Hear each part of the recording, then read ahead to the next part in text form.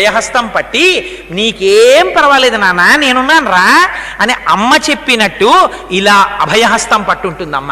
ఆ అమ్మని చూడగానే ఇలా రెండు చేతులు కైమోడ్చి నమస్కరించేయవలసింది. భట్టర్లు అంటారు అందుకే, అమ్మ ఇది ఎంత కారుణ్యం అమ్మా నువ్వు.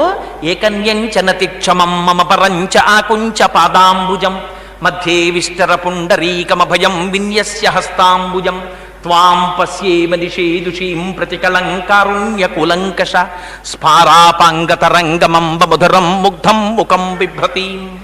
అమ్మా నువ్వు పద్మాసనం వేసుకుని కూర్చోవలసినటువంటి తల్లివా, అటువంటి దానివి నేను వచ్చానని అయ్యో తామరపూలు పట్టుకొచ్చాడు కొడుకు, నా కాలు కింద పెట్టకపోతే పాదం మీద పువ్వులు పెట్టడం కుదరలేదని బెంగ పెట్టుకుంటానని అమ్మ నా కోసమని ఒక కాలు కిందకి చాపి ఇంకా నేను అసలు నోరు విప్పి అడగక ముందే నువ్వు ఇలా అభయహస్తం పట్టేశావా.